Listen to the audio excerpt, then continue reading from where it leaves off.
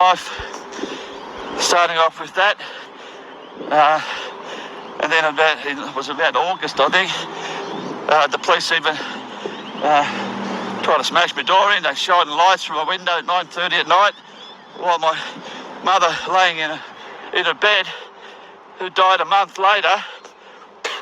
How do you think I felt having these cops smashing into me and questioning me?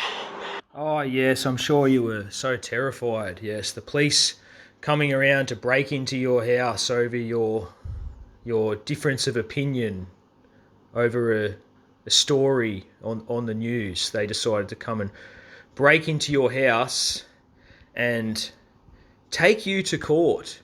And even mainstream newspapers write articles on it about Peekay Truth and how he's such a menace to society. This really happens to your average Joe who questions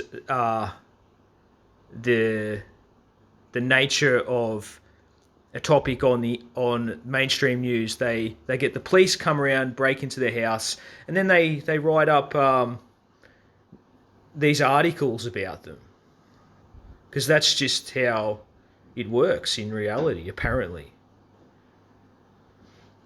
And it seems like a common theme if you've watched my last video on Thomas Sewell being arrested over his political opinion. Brendan O'Connell back in the day, who was an associate of Ken O'Keefe, allegedly sent to jail for his anti-Israeli YouTube videos. Even Aaron Dover targeted by helicopters and police and medical health teams, and again these mainstream articles written up on him. Dave J comes to mind with his video about Katy Perry, I think it was, and Bennett Ramsey, the child actor. It was published by several articles, received hundreds of thousands of views.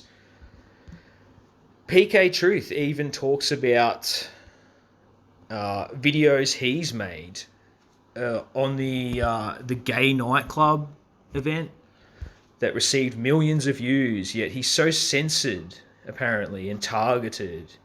Yet received millions of views on his truth-telling videos. If you watch this guy's content, he will make countless amounts of videos on Russia and Ukraine war, stating that it's all fake, none of it is real, which is fair enough. But then he pushes this anti-Israeli narrative and goes on about how Gaza is so devastating and millions of Palestinians are being killed. Does this guy's logic seriously needs to be questioned? His whole character deserves to be scrutinized. When you're saying that one war is all fake on mainstream television, and then in the very next news story, the next war is all real, you deserve to be seriously fucking questioned with having 1 foot in, 1 foot out. Like, what is it going to be?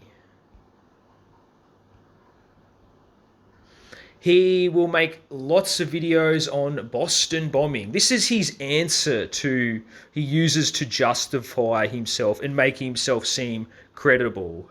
All the work I done on Boston. I made so many videos on Boston. And even from memory made a channel, Peekay Boston, stating about all the groundbreaking great work he done, when, if you remember the Boston bombing idea story, if you were on social media at the time, you would have seen the memes, the propaganda, the guy in the wheelchair with no blood and his legs blown off. It was all circulated online through the mainstream. Because like every one of these events, the example Sandy Hook, like Alex Jones talks about Sandy hoax. Like, you're not special, you're not truth-telling, you're not fighting the system like you're going on about. It's nothing important. You're just playing your conspiracy theory fucking bit actor that you are. It's nothing important. It's not your own truth. It's not your work. You're just peddling a mainstream narrative and deluding people, getting them into this whole fucking idea that, oh, we've been lied to, and when we are well aware now that the mainstream story is contrived and the conspiracy theory is contrived by the same publishers. And you just tie into that. You're nothing special. You're nothing. You've never said anything of relevance or anything of importance. All you do is fucking lie to people about what you are, whether knowingly or unknowingly. The references to chemtrails and all the skies are shit at the moment, and the NWO and fucking microchips, and everything you do is just generic. It's just straight out of Wikipedia. It's none of your own fucking work or information.